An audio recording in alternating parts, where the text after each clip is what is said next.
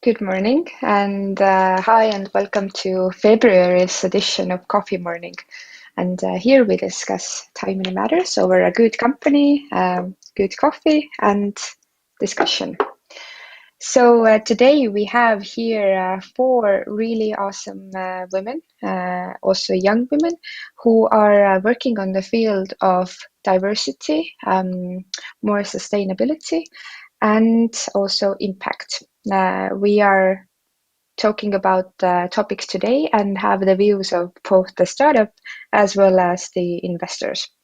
Welcoming here ladies Liina Laas from the Better Fund, Marge Maidla from Limitless, Mari on Teder from CareMate or Elu now, as you have two wonderful names, and Merit Valtsalu from Single Earth. Good morning.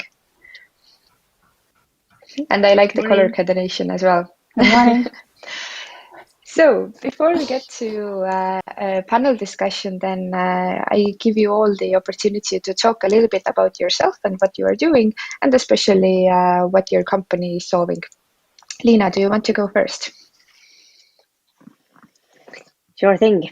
I am starting a fund called the Better Fund, and our focus is on female founders. So we are looking for early stage companies that have at least one female founder or a gender balanced team in the management level. This topic has kind of been dear to me for many years, as I entered the tech field about 7 years ago, specifically blockchain. And as you can imagine, there's not many women in the field. So first I was trying to figure out why this issue was present. Then I started doing some content and events around it. But it seems that talking about it doesn't help much. And the last straw for me was when I read an article last year about how much funding female founders do get in the world. So it didn't make sense to me. So I got together with a good friend of mine, Fahim. He's been in investment banking for over 15 years. And then we got on board Ruit as well. She was from Baltcap and investment and corporate banking in Estonia. And also she was running Rimi Estonia and then managing board member of Rimi Baltic. So this is how it kind of started. And our goal is to show that when we invest in diverse teams, the companies actually perform better, because it just makes sense. If you have people with the same background and then same kind of experiences, they will come up with the same solutions. And also it's not really normal that women raise only 3% of capital in the whole world. So we are here to change that. And what we want to prove in the end is for other investors to follow and see that it just makes more sense. And also through this, we want to back women who will become role models for the future generations.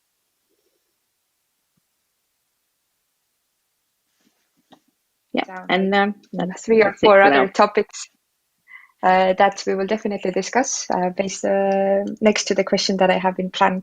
Marge, you are also representing a fund, but more on an impact focus.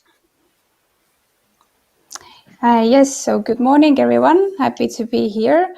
I am Marge, founder of Limitless Impact Investments. And I will tell you a bit more in details what we are up to. I think I have a slide deck as well.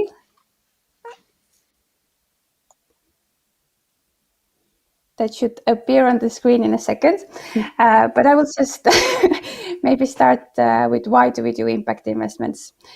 So there are so many complicated problems in the world that need solving. We have seen that there are companies who want to solve those problems. We're talking about climate change, we're talking about mental health, we're talking about education and so on. At the same time, we saw that there are not enough suitable financing opportunities for such founders who are solving those problems. So Limitless was born, and that's what we do. So we finance and consult companies who reduce harm for the planet, same and improve lives. We also have 3 main sustainability or sustainable development goals we are focusing at, which is 3, 4, and 12. We are run and backed by TransferWise and Skype alumni. I'm one of them, and Jorma is also part of the core team. We founded Limitless together in the second half of 2019.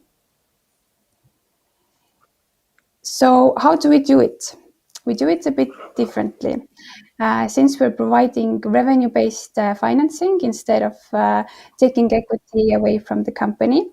And it basically means that we give an investment and we expect that investment to be paid back to us eventually. And we do that by taking a percentage of the company's monthly revenue, basically. And we hope that this kind of financing will kind of push towards more sustainable business models in terms of financial sustainability as well. And when we look for companies, we are looking for them to create as much positive impact as possible. And we're also very interested in the impact that the companies are then creating. And we help companies to understand that impact by themselves as well. And for us, it's important to understand the place where we put our money. We want to understand what is the impact that kind of is created thanks to that money. So we want to understand the net impact in more details and what it is. So basically, every company has something they do very well and that will have positive impact, but there are definitely some things that create the negative impact as well. To give you an example, maybe there's a company who wants to deal with recycling and their recyclable materials, and they come up with a new material. Maybe this material itself is very good and has a lot of positive impact, but in the supply chain there's something not that positive. Maybe they have like 20 or 30 different suppliers from all around the world, and that kind of creates some negative effect as well. So eventually we want to understand the net impact every company has, and therefore we help them to set up different metrics and suitable metrics for them. For example, sustainability companies might reduce tons of waste or CO2, or education companies and health companies might just improve lives in general. And who is a fit for us? So companies with existing revenue, we look at the companies who already have some customers. As I mentioned before, we focus on climate change, digital health, and education.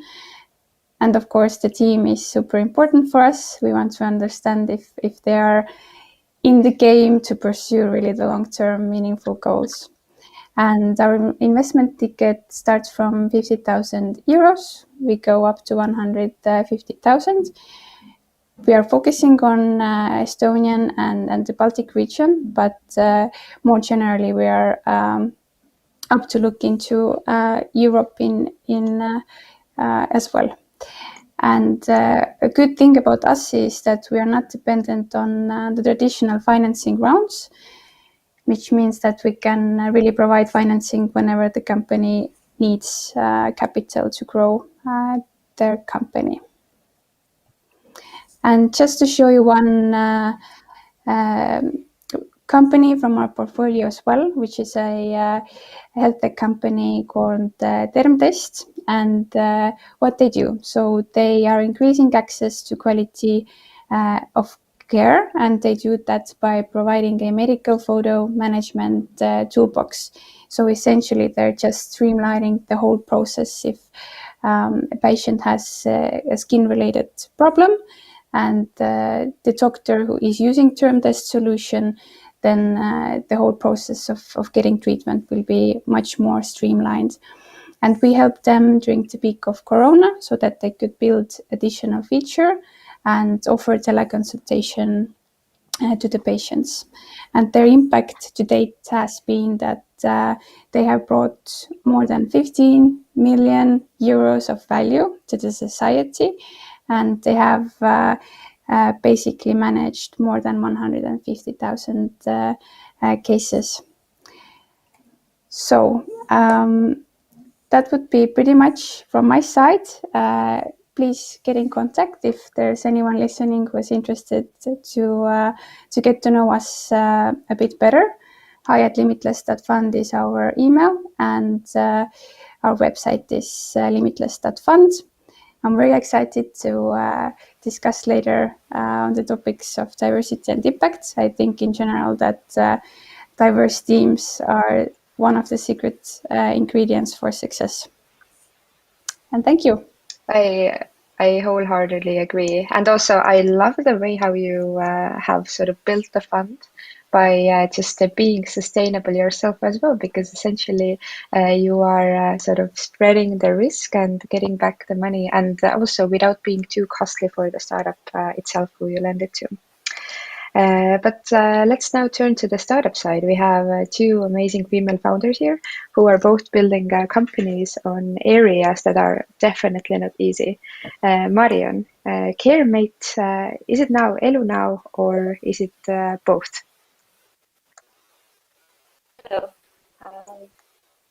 CareMate is in Estonia, CareMate, and in the UK we started with the new name Elu now, which eventually will be in future everywhere the same.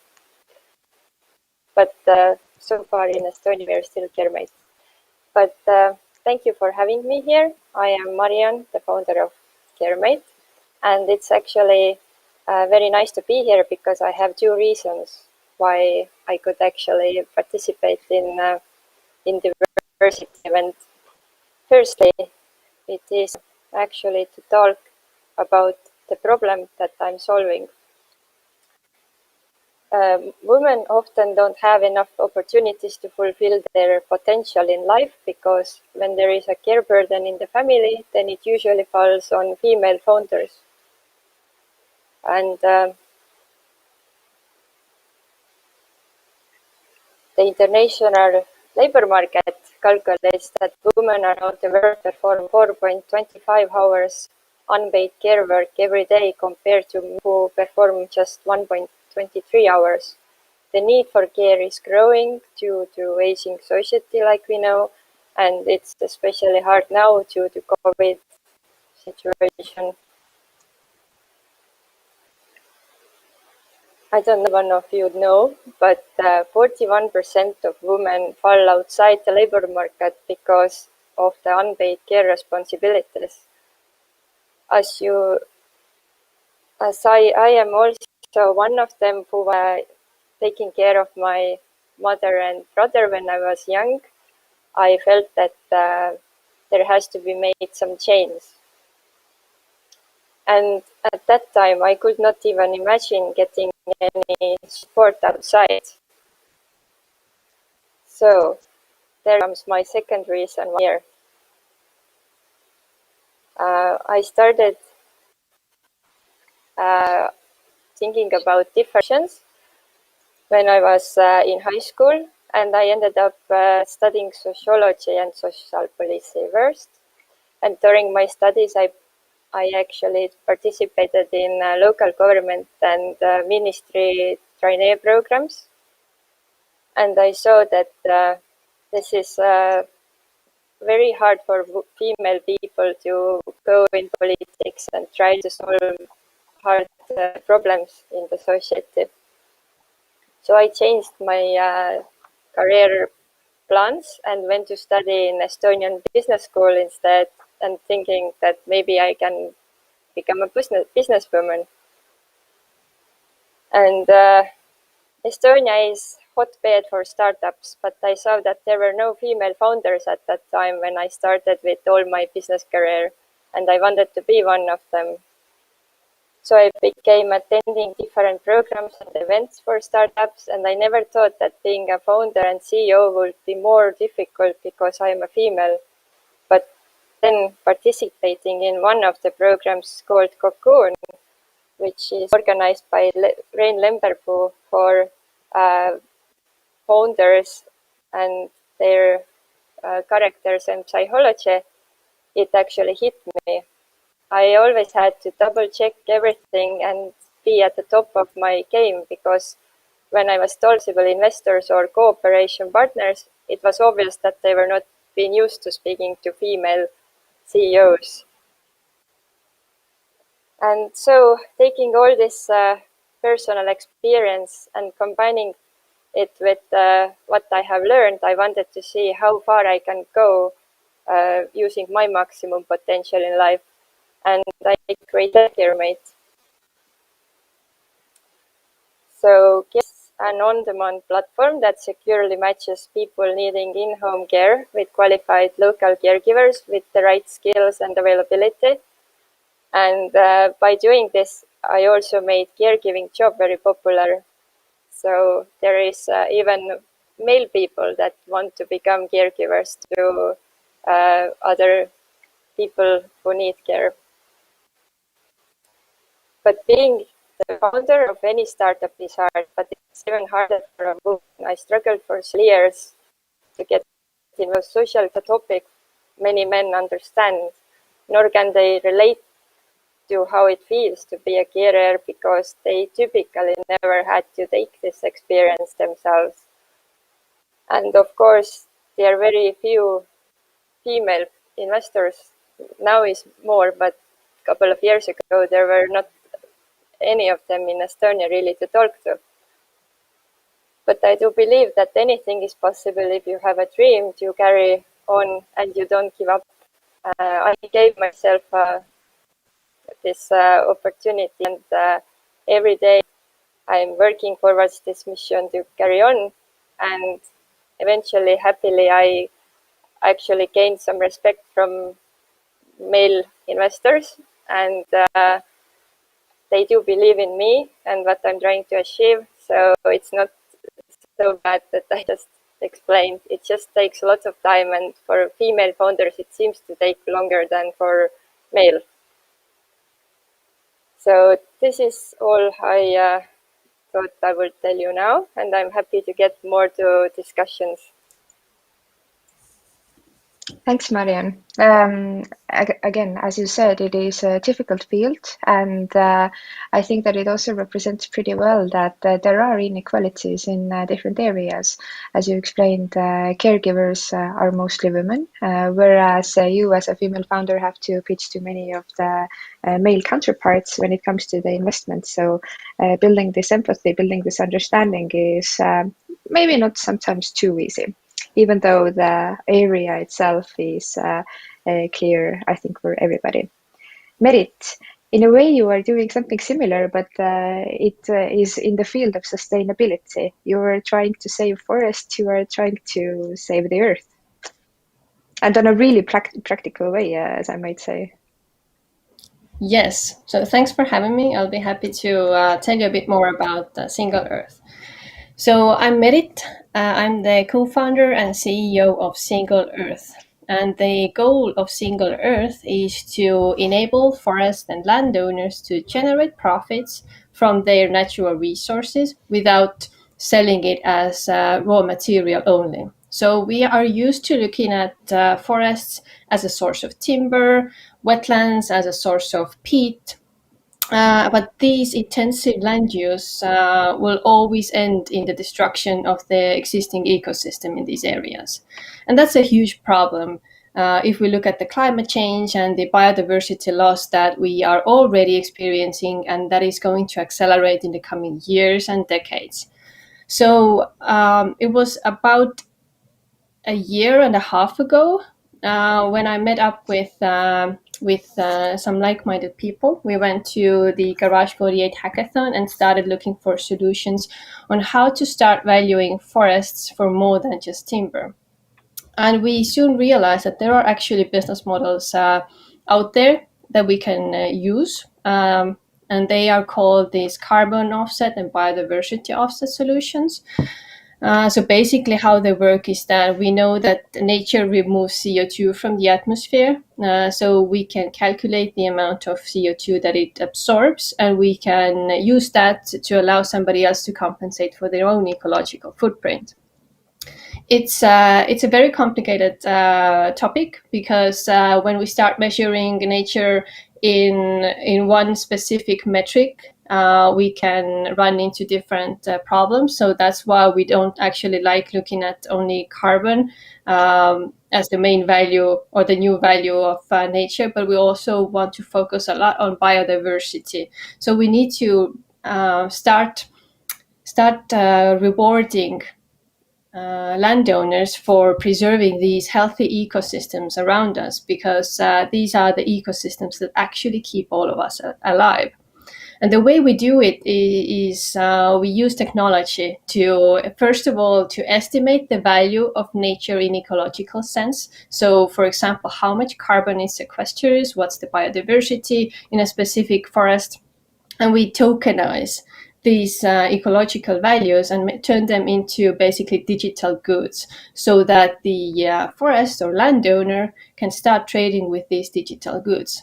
And this is a very new way of looking at forests, because the ecological value has not been monetized so far, and it's one of the drivers of the nature loss that we are. So if the business models, the economy only monetizes the destruction of nature, then if we want to start systematically preserving forests and valuing them, then we have to add a monetary value to those values, those ecological values. And that's basically what we do. So we use satellite data and big data analysis, machine learning, to understand how much carbon each particular place on the planet sequesters carbon, what's the biodiversity level in these areas, and what would be the result of intensive land use versus what would be the benefit that we could get out of preserving these natural areas as they are. So a lot of this nature protection so far has been focusing on restoring the restoration. Now we are also saying that, hey, we have a lot of valuable nature around us that we can still save.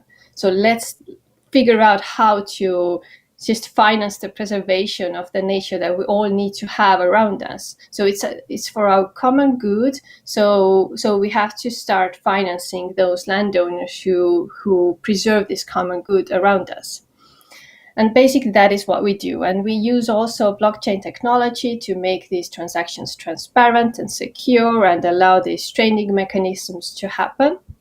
So it has been a very exciting path. So I have been building a Single Earth with my co-founder, who is actually a male founder. So we have a mixed founding team and a female lead. And this is exactly the category that is actually getting the least amount of investments, according to statistics in Europe, which is surprising. You'd think that Europe is doing better in this sense. So I was surprised to see the results of the research published recently.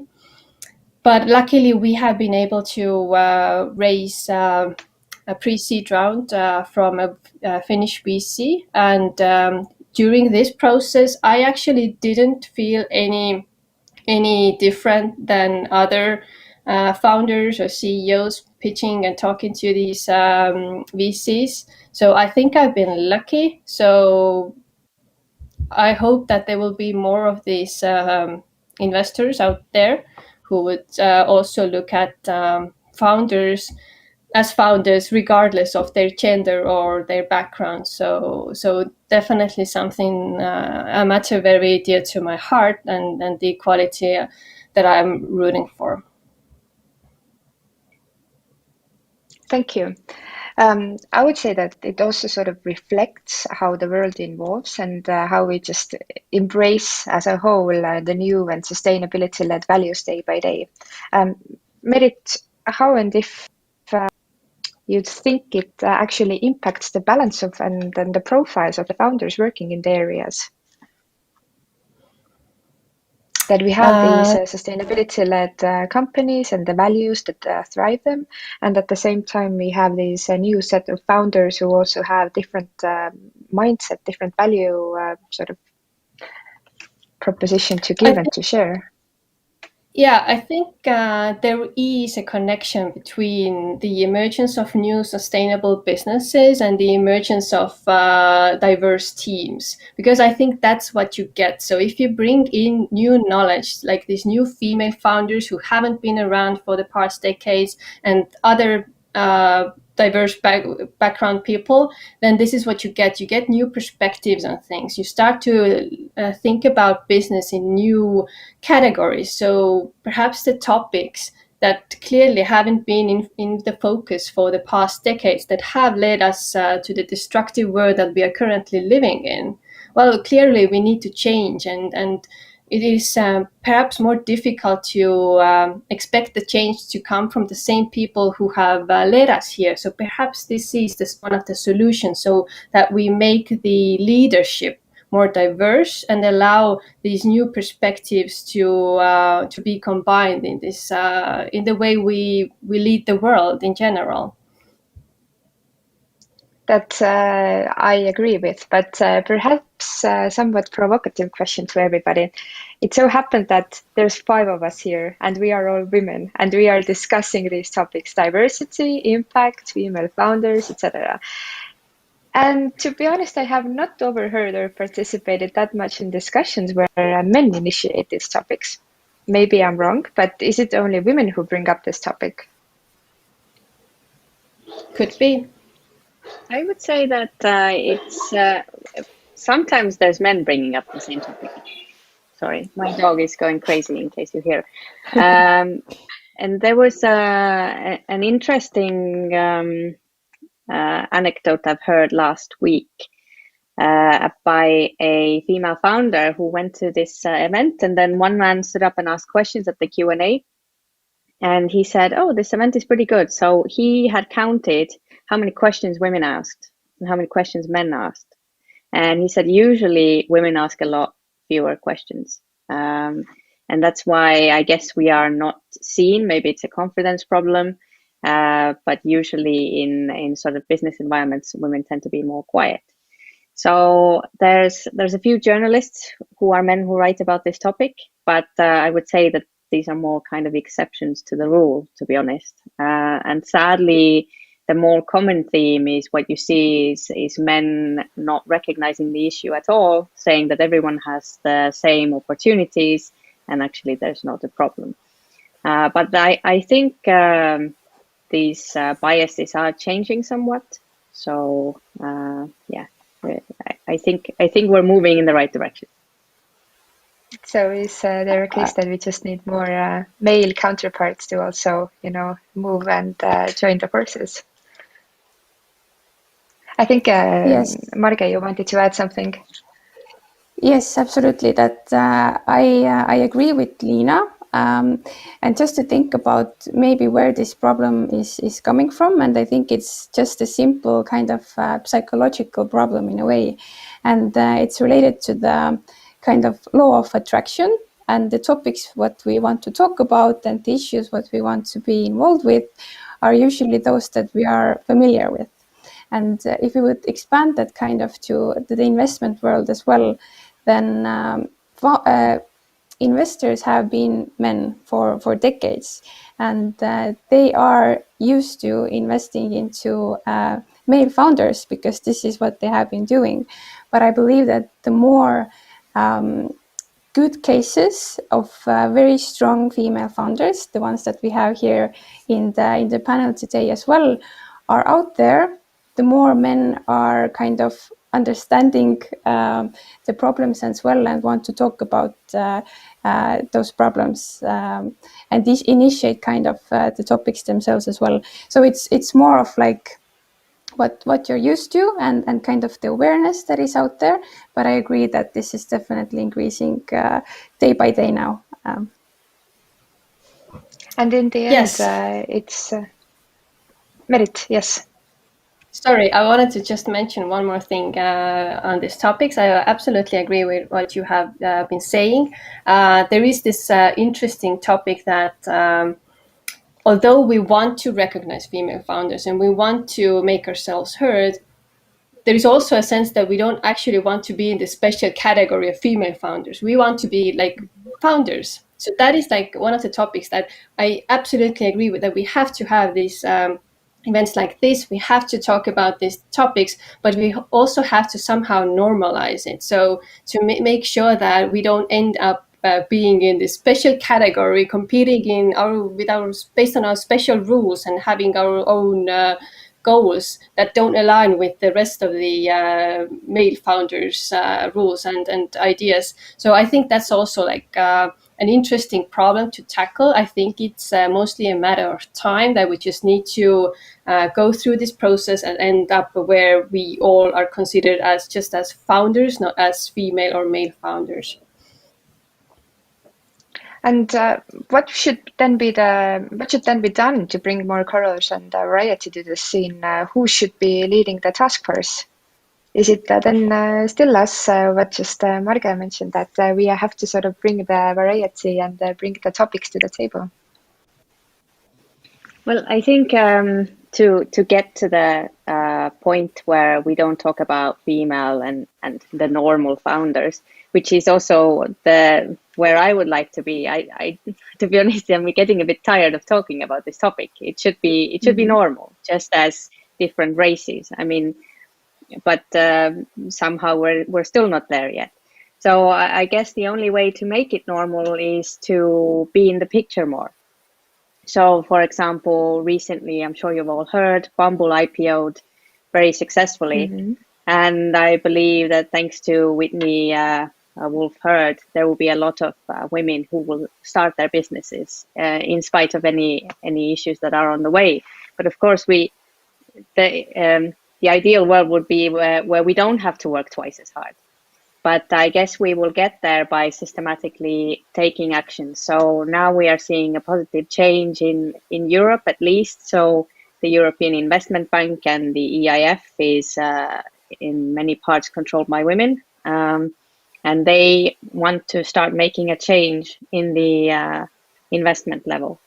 So this is also something that I didn't really think about a few years ago. That, okay, we have a problem that female founders aren't getting the money. And I would say that probably not all men don't want to discriminate. Maybe they're not doing it on purpose, mostly, I would hope so. Some are definitely, but it's sort of systematic. It's white men giving money to white men who give money to white men. And if we look at areas like femtech, things like that, they are not familiar with it, so they will not invest. So some issues that are crucial for women, they just don't know about these. And then the sort of hypothesis was that, okay, if VCs are more diverse, then everything is cool. But then you have to look at one step higher. Who gives money to VCs? And it's usually men. So I think it will take quite a bit of work, but through these successes like Bumble, for example, recently, I think it will inspire more women to start doing something. And now we are seeing change in the investment level as well. Mm-hmm. And I also think that the case was the same for many emerging areas or verticals. For instance, for me, I think that talking about impact investing 2 or 3 years ago was rather a new thing. The same would go for deep tech startups, and I think that in here, Merit and you, Liina, you have the experience on working in the area and sort of seeing how little, first of all, the field gets investment, how few people are there that are not, these traditional, stereotypical white male in their sort of prime age. So even adding this new sets of verticals that bring more variety, build more, I would say, interest from the public as well. These might be the big Kickstarters or game changers. But just to view it a little bit from the different side, do we have first more founders and more startups who are focusing on these new emerging fields and maybe are building already diverse teams, or do we have now more funds who decided that this is one of their criteria because, for instance, the EF has their new investment strategy and they say that, yes, we need to have more diversity. So which came first, the chicken or the egg? Yeah, I think that eventually the ones who start the innovation are still the founders. So they see a very big problem that they want to solve, and they probably do it successfully. So it means that there will be more similar people who want to solve the similar problems. And then kind of the new field emerges. If you look at fintech, it wasn't the case 12 years ago in Estonia either, but then TransferWise I came across, and they were very successful. And now there are a lot of fintechs, both in Estonia, but in the world in general. So in a way, I believe that first there are the problems, then the founders who are willing to solve those complicated problems, and then the kind of overall ecosystem and investors not tag along, but they understand that this is where they have to be as well. And then the funds emerge. And if you talk about impact investing and climate related issues, then with those, I think we have as a society understood that we really need to solve those problems. And then institutions and governments are coming to the play as well and start putting more money into the fields. But in my opinion, everything starts from the very brave founders at the beginning, at least. Yes, and if I can add to that, then I think one of the things is that, yes, it always starts from the founders, or usually it starts from the founders, because if you have like VCs who want to invest in female founders, but there aren't any, then the VC will not have anything to do. But I think also what we need to think about is how the startup scene looks like for these potential, like these future female founders.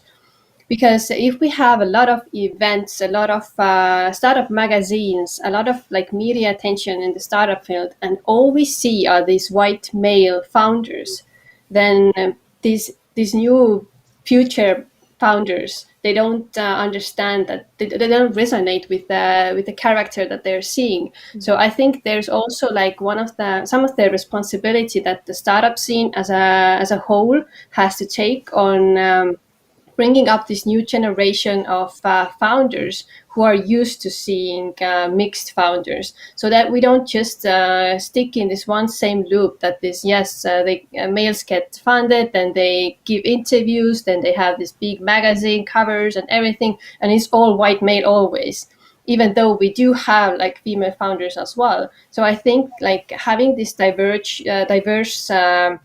view of the startup scene is also very important to make sure that the next generations will have more confidence and be like more encouraged to aspire also to become a founder. So I think like this is also how we represent, like what is the typical entrepreneur, like what is the image that we have in our heads about an entrepreneur. So that takes time. And I think it takes a dedicated effort as well from the startup hubs and magazines and everybody. Mm-hmm. Liina and Marge, I would sort of throw the ball also to you, because yes, we have fewer female founders, that's for sure. The statistics support it. I think that we all agree on it. Secondly, if I look at sort of the diversity of different investors, the situation looks even more bleak. I had a look yesterday at, for instance, Espan's website to see how many female angel investors they had listed. There are a few. I was glad to see that recently they've added a couple of names in their list who have decided to become angel investors. And I think that we all know in Estonia the Facebook group Naisinvestorite Klubi, the club of female investors. However, if we look at the investors in the startup community, then I know the two of you. I could name two more on top of my mind, and then that's it. We get female founders, but we don't get female investors. It is a problem, and as I mentioned a bit before, it kind of trickles down from where the money comes from. It's also, so from my personal side, I first had Fahim Muscatwala, so he's a man, and weirdly, when I started talking the story about our fund, then people were asking like, why is this man here? I said, well, weird question, but this is how the optics completely changed. They found it really bizarre that a man would be on the team, and why is he doing this? But the whole point is diversity, not to change the male-led men into completely female-led men world. But I also had this issue because Fahim and I, we were already a team, but we realized that with just 2 partners, it's going to be very hard to manage a fund. So we needed a third one. And so I started calling up people who would be the right fit for a third partner. And speaking to some wonderful women who were in finance and investment area, one of them said, well, good luck.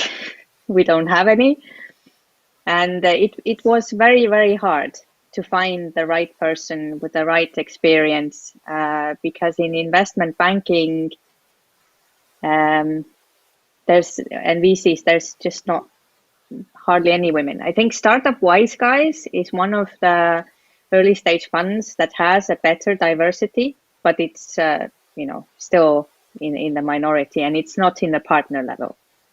So even in VC funds, especially locally, the partners are usually very rarely women, which is very sad. So we kind of snatched up the pretty much only woman I could find who had been a partner at the VC fund, and we find that this team works really well because it's kind of, we want to lead by example. And as Merit said as well, the problem is women are not in the picture. So if I think back when I was a young girl and I for some reason dreamt of being in investment banking, and then I completely forgot about it because I was a child, because I guess I never saw any women in those roles. You look at movies, they are all men. You look at the newspapers, they are men. And not that, you have anything against men, but you can't relate to that.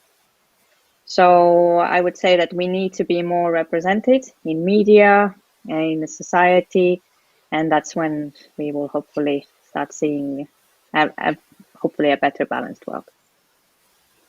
Does it also mean that we have to get over of, I don't know, maybe a bit of this complex, like this idea that we are a bit too humble, and we also need to put ourselves more out there in general and be more proactive in that sense?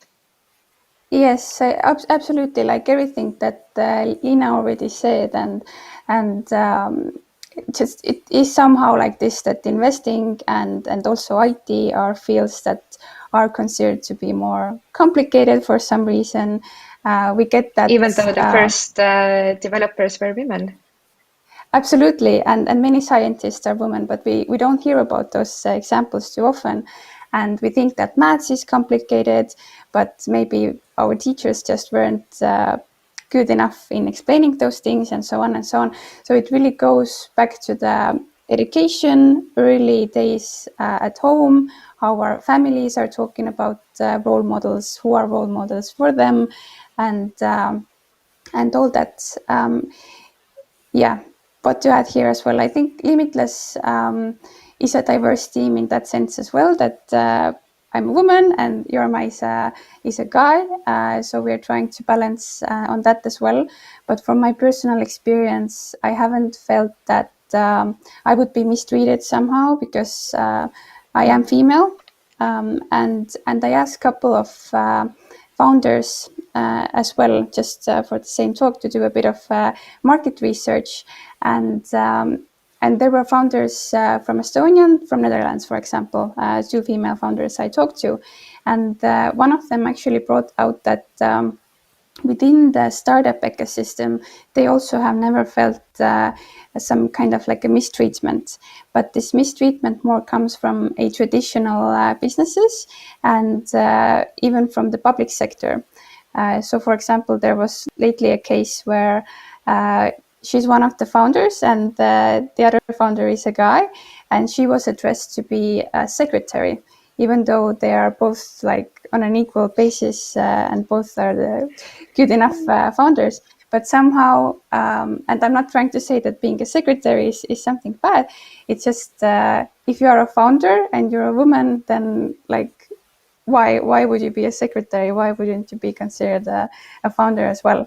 So those cases are there, but I feel a bit that it's coming more outside from the startup ecosystem, and in a way, in startup ecosystem, we have more those very good examples already. So we need to work with like early day education and the overall world outside from the startup ecosystem as well to kind of empower women. This example sounds like a book example of a bad joke or something, and but it still happens. It's kind of weird. But we have been focused on gender quite a lot here. But when we talk about diversity, I think that there's more to that. What else should we consider when we are building teams? I like the examples of both Merit and both Lina, and I know that the case actually applies to all of you. Your companies or your organizations are not just led by women. They are led by men. They are led by not only, because we are living in Estonia, not only by Estonians, but also people with different backgrounds, people who also come from different cultures. What are the characteristics of the people, of the founders, that actually build a strong team?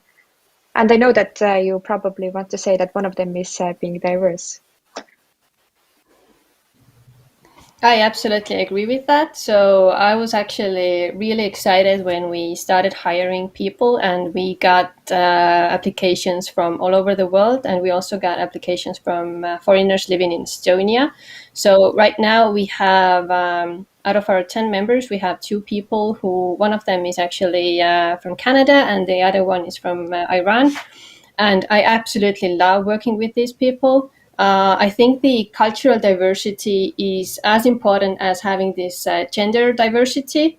And I think you just have to have all kinds of diversities. You have to have men, you have to have women, you have to have elder people, older people, you have to have younger. So that's also one of the diversity layers that I find really fascinating. So we have people who are older than me, who are basically like 20 years older than me. We have people who are 10 years younger than me, and we all work together. And I think this is like one of the places where the biggest, the best ideas come from. So we all have our different backgrounds. We all have our own visions of how things should be done and can be done. So I think diversity should be included in all senses. So age, gender, cultural background, so everything plays a huge role in this. And I feel that the more diversity there is in our team, the more stronger we become. Yes, Marianne, what about you? Because you are doing the opposite. And sorry, So Margaret as well. Yes, so actually we are also quite diverse, and it's interesting that in the tech part in our team there are female members, but for marketing there are male members. And telling to others about care and also having international team and experiences from different countries and with different age groups, it is very mixing and giving more color into team and more wider understanding of what we are doing. So it really helps to actually get better if you have more diversity in the team, with the full company having all the different experiences from different parts of the world. Because yes, we have a male guy from the UK and another one from the US, and whenever we talk about expansion, then it's really helping to understand their viewpoint. And the one from the UK is actually an older person, so he would be like a target group. So it's very important to really have all the different perspectives when you build and you are something. actually you are breaking the opposite stereotype, because you are saying that caregiver can basically be anybody. And I think that we all know that in our personal examples, we have either grandparents or maybe relatives who need to take care of. And it's often the effort of the community, not just a single particular person. Yes, but it still tends to be mostly female when it comes to care. So in communities as well, whenever you go to talk about care with specialists or or providing companies, then it's mostly female people. So for you, you are basically doing the opposite. So bringing also more men to the area. Yes, and it happened naturally. I haven't been doing it with the plan in my hand, really. It just depends on the person experience, and it doesn't matter if it's any gender or age or specific country that the person is from. Mm-hmm. Right. Marge, you also had a comment. Yes, just wanted to add basically everything that Merit said is proved. I think it was a study done by Michigan University some time ago that the age, socio-economic background, gender diversity, and all of those things literally help companies to be more successful. And I have a very first-hand experience from a big team working at TransferWise, where we also had at that time 50 plus different nationalities working together. And I'm pretty sure that this is one of the key ingredients why TransferWise has been a successful and is a successful company as well, besides the good product that they're building. So just wanted to stress again how important it is to think about the diversity on different levels than only gender.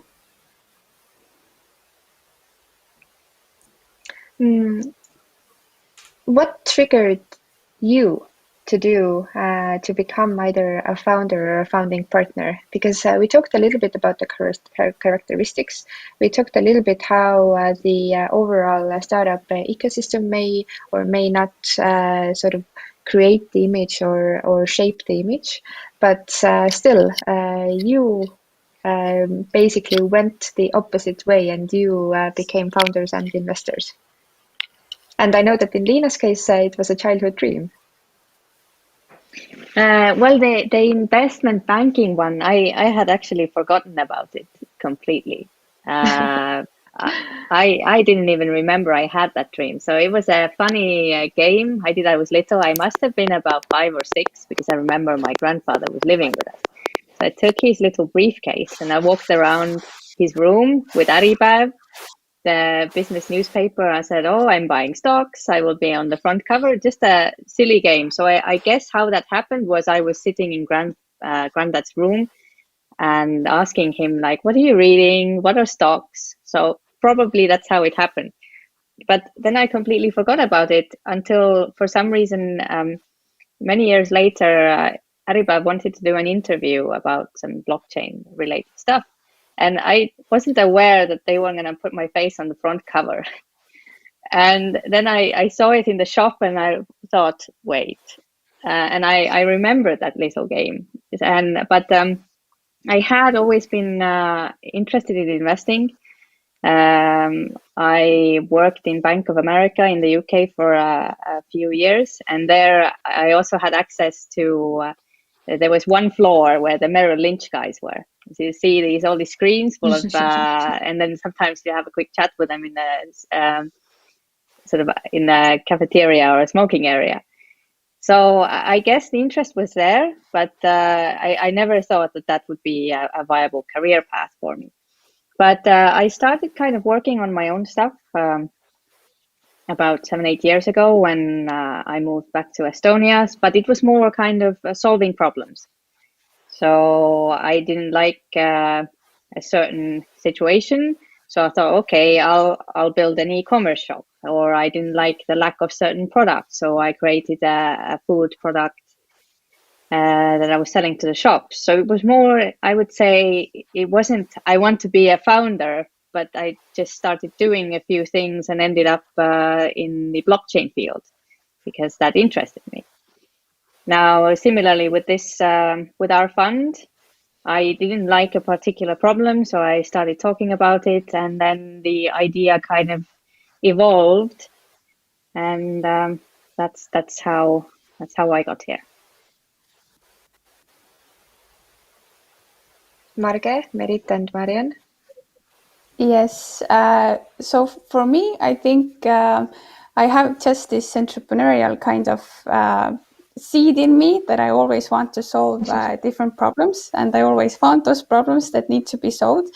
and I am pretty much the starter always. So I want to kind of push start or kickstart the things to keep on going, and I'm maybe not that interested in the later stage, but especially the beginning and startup phase is super interesting for me. So I have started different projects and startups myself before as well. And this is just somehow in my nature. I never thought when I was a kid that I will be an entrepreneur or founder.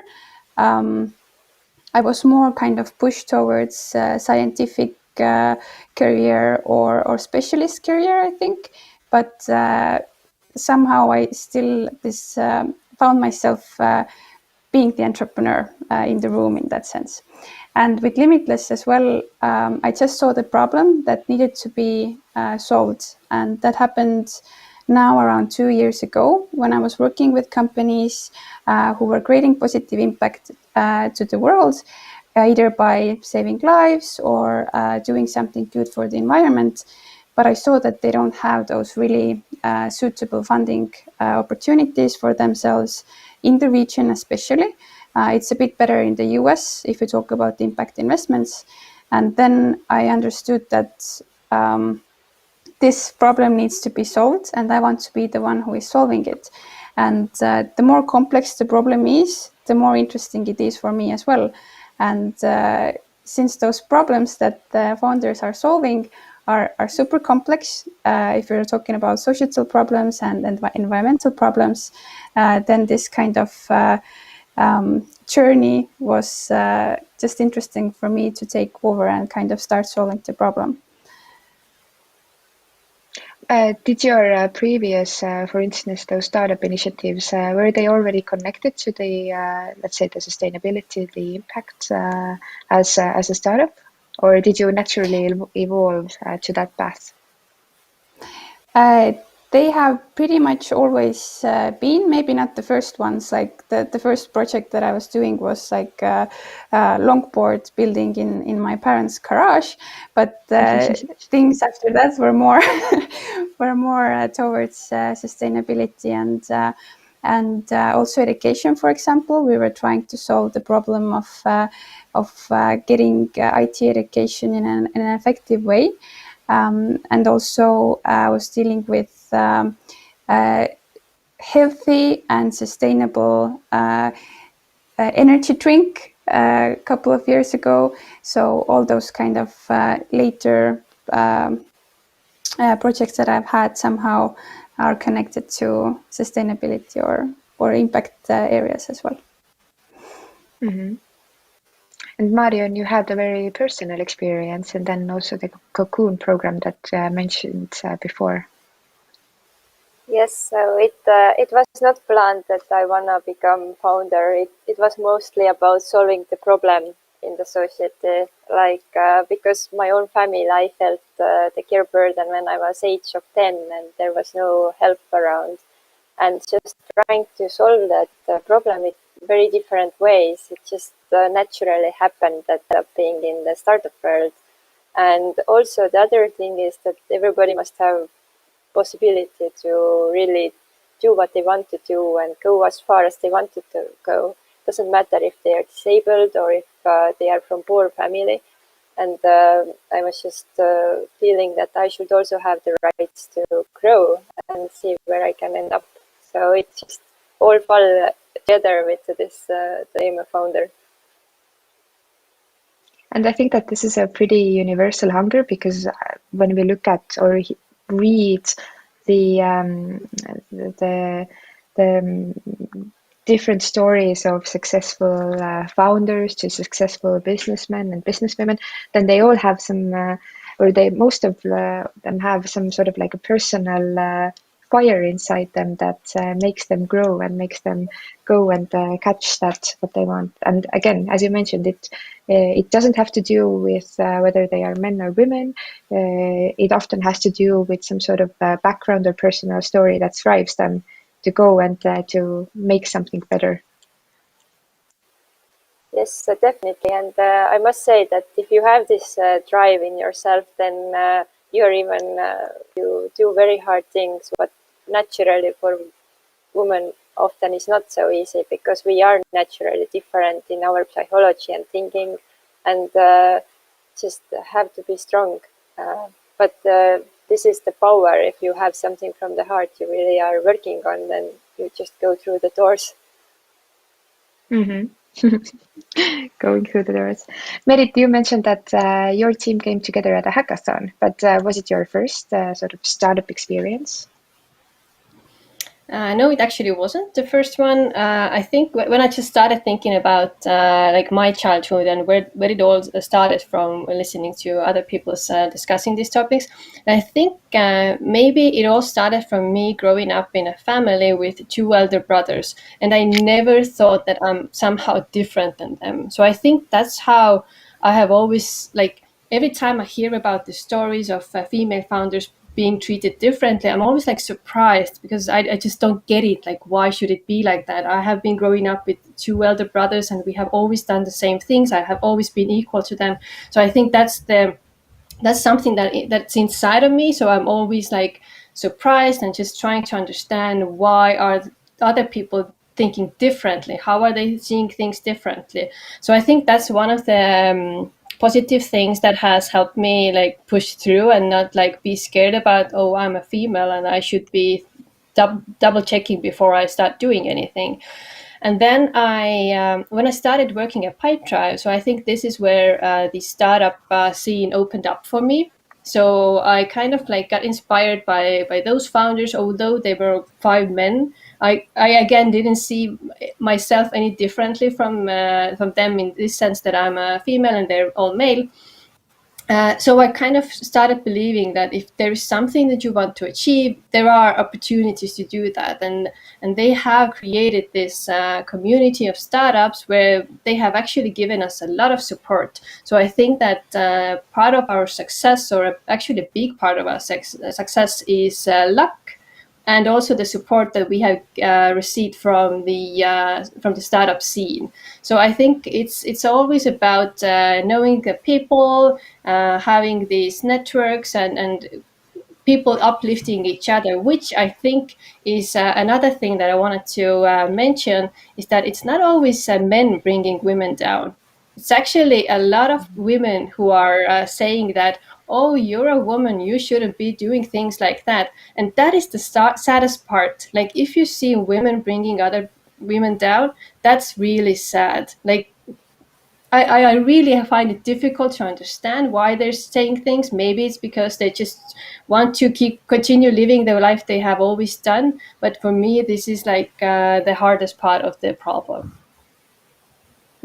I agree, and then I think that in here there are like not even twofold, but multiple ways on how to answer to that. But it's the way on how women tend to be a bit more shy when it comes to just putting themselves out there and asking, and also to supporting other. And the second thing is that what was mentioned at the Startup Awards and what was mentioned here today as well, that when, for instance, we pick the founder of the year, then there shouldn't be a difference whether the person is a male or a female, whether he's an old person or a young person. Well, sometimes, yes, the difference might be that the person has a background from a different country, but even then, it matters where you build your business, with whom you build the business, and in that sense, we can maybe bring or sort of show a border where you are the Estonian founder of the year or maybe a German founder of the year. But again, it's such a small detail that it's arguable. I wanted to do a quick round of questions and then deep dive into the questions that the viewers have listed, and I have them in here in Slido. By the way, please also ask more questions if you have any. We get to them right away. But a quick round of 2 questions. Do you believe in quotas? It can be a nod, it can be a shake. If somebody wants to explain, then go ahead. I would say, I would like to live in a world where this isn't a thing. But, if I would say, when I heard that Germany has, I think they passed a law where companies need to have at least one woman on the board. And there's a reason for that, because there aren't any, and people would argue like, oh, there's no women. That's nonsense. There's women. Women do not want to get paid less than men. Women do not want to not be in charge. Let's be honest. So that's nonsense. And I believe I also think that women do not to get the job because of only the quota. Yes. So, however, yeah, I believe that you should hire people who are right for the role, of course. But if that hasn't worked for so long, then at some point I would say that if someone decides, let's try out this quota bit, maybe it works. On the other hand, there's so much research to show. I think I read something recently from a girl. She's a scientist in Barcelona, and she did a research, and turned out that companies with at least one woman on the board have 20% less chance of bankruptcy. So I wouldn't say that it's like we bring in one woman and now you're saved from bankruptcy, but it's the whole kind of thing that if you have a diverse team, things just start working better, because when men and women work together, I would say companies work more effectively. So from one of our partners, I really liked one of her sort of stories or anecdotes. When she joined the Rimi Baltic board, at first there was her and maybe one other woman. So the board meetings were, let's say, 50% men doing jokes, and then the work would start. And she said more women joined, then men would kind of like, oh, okay, we gotta behave. But she said the dynamic completely changed. So from both sides, they got more work done. But also men started to admit when they didn't understand something. So for example, women don't usually have a problem to go, oh, I'm sorry, I didn't understand. Can you repeat that? Or could you explain, please? And men didn't do that before. So I guess for them, it's a little bit harder to show vulnerability or not, knowing something. And she said when at some point they reached a time when the board was almost 50-50 or 40-60, and she said that it was a completely different area. So I would say don't hire people on quotas, but on the other hand, if you have candidates on the table, both men and women are suitable, and you have those quotas to fill, then we will start maybe seeing a change, and maybe this becomes normal as we see more women on boards. So I would say it's a tricky topic. I'd say right now maybe it is necessary. I wouldn't personally want that in the world, but here we are, and it kind of creates a lot of animosity towards it. I mean, I've been seeing so many messages from angry men asking, how dare I start a fund that invests in women only, which is strange, because actually lifting women up isn't taking anything away from men. It's probably gonna turn out even a bit better for them in the end. But yeah, these are my thoughts on that. Anybody else? And yes, I'll add that I also believe in quotas, especially if we talk about like the representation of women. So if somebody's organizing a panel discussion, you probably do have some potential females who could also join there. So why not create this diverse panel instead of this all white male panel, for example? And if you have like these different like journalists covering different topics, why not like try to also look at the topics that you cover from the angle, like what are the pictures that you put there, who are the people you're representing there. So in this sense, like I don't know if they have to be like on a law level, like a regulation saying how many people have to be from which gender. But I think this is something that we should all always keep in mind, that what is the representation of the entrepreneur that we are projecting here? What is this discussion all about? How is it going to be looked at from the outside. What are the younger women thinking about this? How are they going to feel about this? So I think in this sense, like keeping like this quota thing in your head while you're building a company or organizing an event or writing about startups and entrepreneurs in general is actually something that can help us raise this new generation of diverse founders. And it comes back to the fact that if you look at the people around you, and I think that there are some things that definitely support. For instance, the ever-old saying that you are the combination of your 5 friends. And if you are surrounding yourself with similar people, then it starts to work a little bit in a difficult way and in a negative way, because you also see the same perspective. So no matter the gender, no matter the age, you actually need more perspectives in the field. And in this sense, having different people also doing, the thinking, doing the brainstorming, adding their point of views to the discussion, it only enriches the discussion. And I agree wholeheartedly with the fact that when we look at, for instance, events or panel discussions, then in a way, yes, we also did the opposite. We added only women to this panel today here. But at the same time, I've also had experience when there was an event that was organized by my colleagues, and talking about a new initiative that was mostly built by 2 of my colleagues who were coincidentally women. At the same time, when we did a panel discussion and the same topics, then there were 5 men sitting on the panel, and none of them were actually the people who were behind this initiative and building this, which made me think that, oh, why is it so?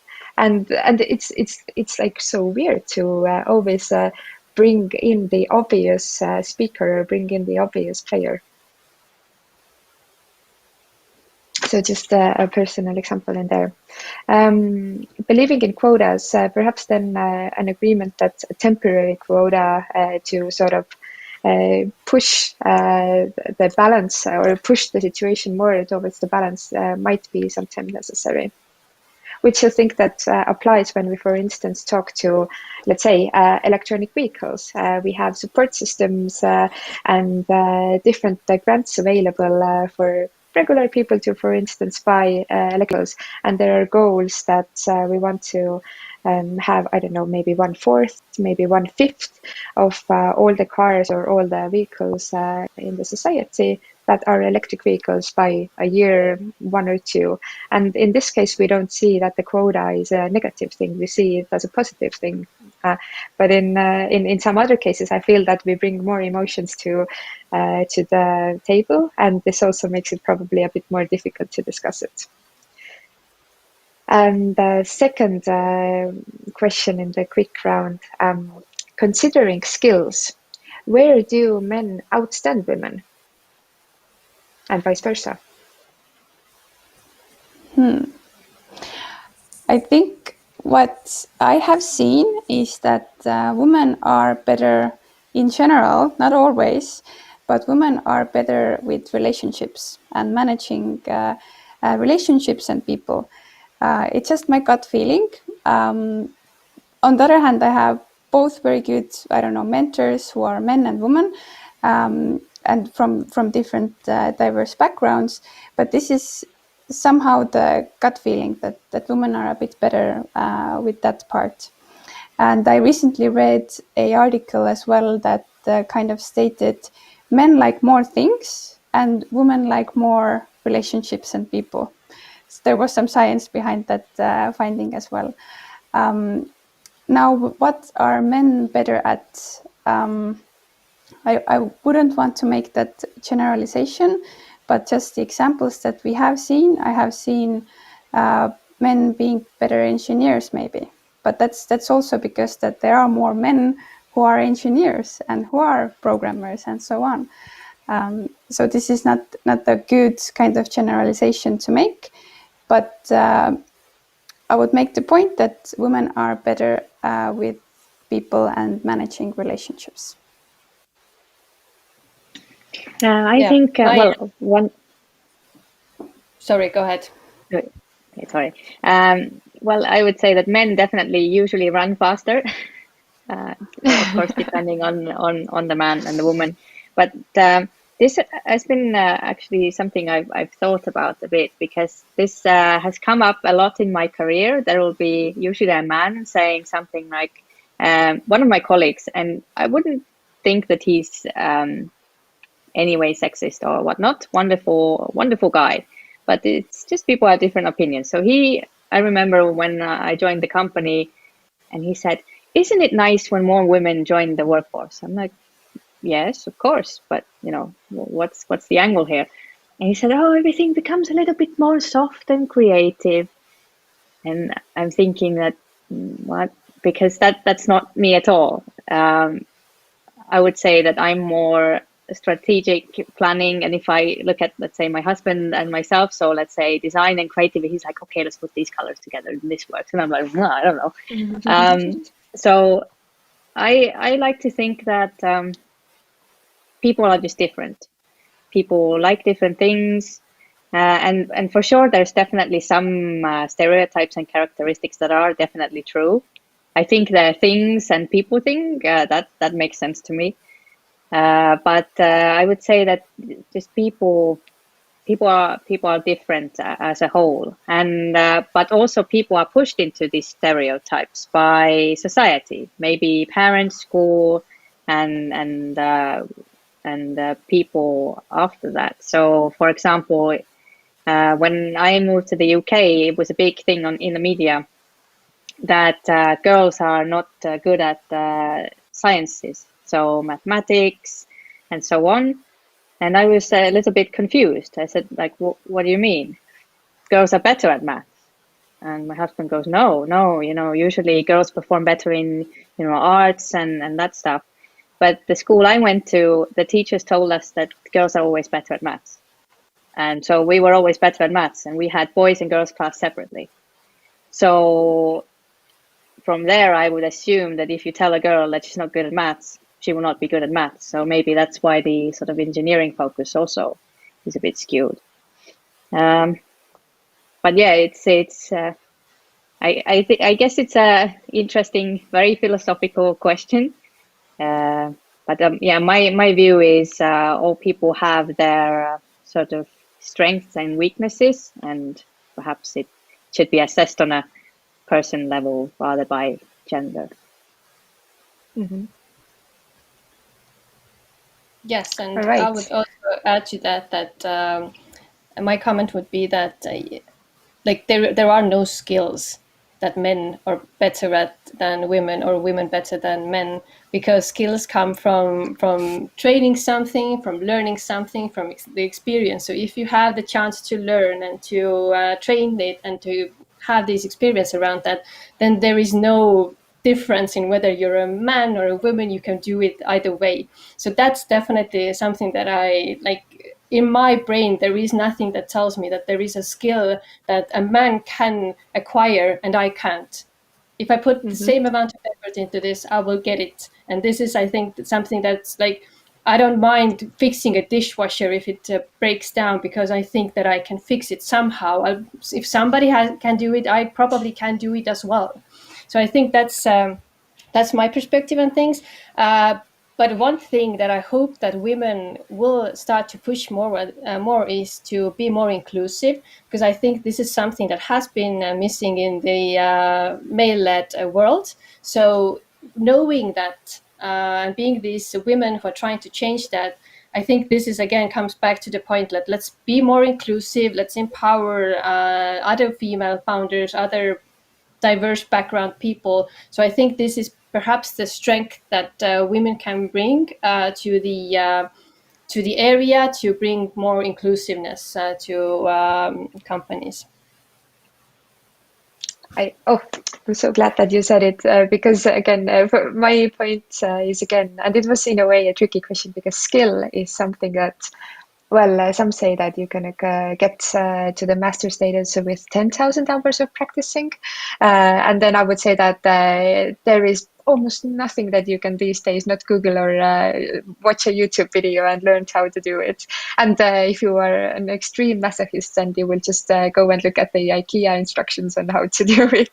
But there are definitely ways on how we can be equal in the sense of just being able to learn something and acquiring a new skill. We have 9 minutes left, and as I promised, we will now get to the questions from the audience. Gleb Maltsov, the name that you probably all know, asks, what advice would you give to the new founder cohorts at, for instance, Tehnopol, for instance, Ajujat, Startup Wise Guys?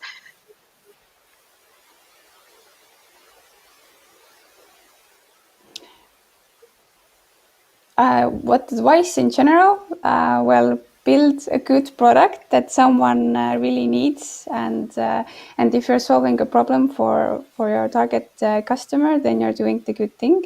Definitely, I would be very happy if there would be more and more new founders who want to really solve very complicated problems in the fields of sustainability and societal impact. But always the most important thing is that you are building something that is a problem and that you personally want to solve that problem. That's the most important thing always. I would say that. that's a very... Sorry, go on. Go on. Your turn. My turn. Okay, thanks. So yes, I just wanted to emphasize on the thing that Margaret just said, that yes, always focus on the things that actually matter to you. I do agree that there are different tools and things that you can build, and you will be okay. You will be fine with working in any field. But the one thing that is going to be the most satisfying for you in the future is working on the things that actually matter to you, that you actually love doing. Because if you enter the startup world, you are going to be there full time for the next decade at least, and if you don't enjoy what you're doing, you're gonna run out of energy. So that is the one thing, that don't waste time on things that might sound like a great business opportunity that you don't actually care about that much, but focus on the things that you really, really love doing. And if you find something that is really that makes your eyes spark from excitement, that you can solve a problem, then this is something that you should spend your life on and nothing else. So if you find something like that, then definitely do whatever it takes to push forward. I would say that if you're doing it only for money, then don't do it, because it's going to be much easier to find a job that pays well without all the obstacles. But yes, I agree that do what you love, and one more important thing is do it with people that you love. I mean, not necessarily romantically, but I have worked with many wonderful people in my life, but some people also I found that we weren't the right fit. So I have taken this tip for myself, that if you don't feel that you can go to hell and back with this person, then don't go into business with them. And arguments are fine, and they will happen, but find the people, find your people, and find the thing that makes you sort of makes you happy. Marion? Well, I would say the same, like everybody already mentioned, and from my own experience, that really, if you have some spark that you really find problem in the world, then these are really good programs actually to go and see if you could be the next unicorn. So don't hesitate if you don't think you have a background of not being in the business before or managing people, because this all will come. The skills are all that you can learn. It's just if you want to solve the problem and you feel that this is you who should be doing it, then just do it and try. All right. Then another one. What kind of trends are currently in the investment scene? I think that this is more to Liina and to Marga. I can definitely say that if you talk about impact in investing, for example, then there are two quite big trends happening. One is energy, and another one would be everything related to the future of food. We haven't seen too many startups in the region, Estonia and the neighboring countries yet tackling those problems, but there are definitely more coming in. Then everything related to the health and digital health, especially since we're still living in the world where we have corona, then access to healthcare is super important, and it will be in the future as well. Also education and what was nice to find out based on the Atomica's last report on the European tech, it was based on the 2020 data, was that 17% of money actually went to the purpose-driven companies already, and 80% of those companies had impact at their core, meaning that they were really solving very specific impact-related problems. So if you talk about impact investing, then this is definitely trending in the future as well. I've recently found out some interesting things. As we are in the stage that we are fundraising ourselves, and which is a really good thing for Marga and myself, that the LPs or the big investors who usually fund funds, like pension funds, insurance companies, family offices, and so on. Family offices, not so much, but for pension funds and state funds, it's actually a legal requirement to invest a portion of money in ESG. So this is where the quotas comes in. I believe it's great, and it's really making the investors change their behavior. Also, there was a great report by PwC, which brought out that over 75% of the investors that they surveyed said that they would stop buying conventional funds in favor of ESG products by 2022. So that's next year, which is wonderful. But yeah, I think it's because this kind of we realize that there are issues that we can solve with money rather than just funding things that make more money. I think the sort of SaaS craze is dying down a bit, and then we are looking more to how we can do things more sustainably. Mm-hmm.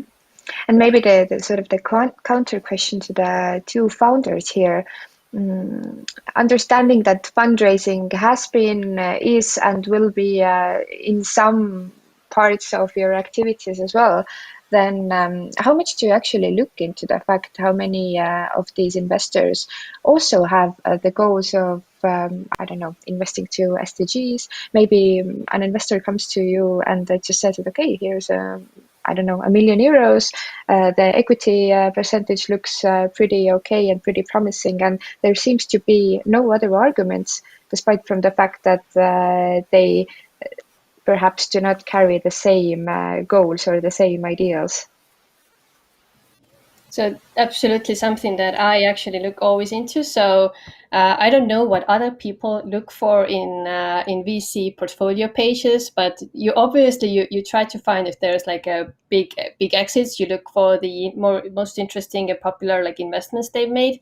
But then the next one that I always look is like, are they investing in only male-led companies? So is it men investing in men, and are they investing in some climate or clean tech or green tech energy or some impact categories? And if they're not, then I actually find it a bit hard to understand why they're reaching out to us. So I have to agree that if I am working on something that I very much believe in, and mostly because of the impact that we're about to make, then I actually want to work with investors who also have that drive in them to solve this problem rather than try to make the most money out of it. So I would say that this is definitely a very interesting and very important thing to look for. Mm-hmm. And it also goes pretty well together with the idea of smart money, so that you don't accept only the money, but you also accept the investor and their background and their experience. Exactly. Marian, Yes, the final actually, words in this sense are for you. yes, it's always because the investors that you are going to deal with, they will be around you a lot, have to communicate with you a lot. So really look the same interest or the smart money, and if there are some connections or some other opportunities, not just money, to help to make change the mission that we are doing. So it is important that they are interested in the topic as well, not only growing their money, definitely. Okay, but since we are out of time and actually we've gone over 2 minutes already, then I think that it's only a good place where to finish. I'm definitely, how to say, hungry for more questions and hungry for more answers, but I think that it's a good point where to end the discussion for now and have a second round anytime soon. Thank you, ladies. It was a pleasure. It was very interesting and eye-opening morning for me, and especially in these small details that actually matter. And then also thank you for all the viewers here. I hope that you had a good and interesting morning, and look forward to the next coffee morning that will take place in March. So stay tuned, join the Enapol channels, and stay healthy. Have a good day. Ciao.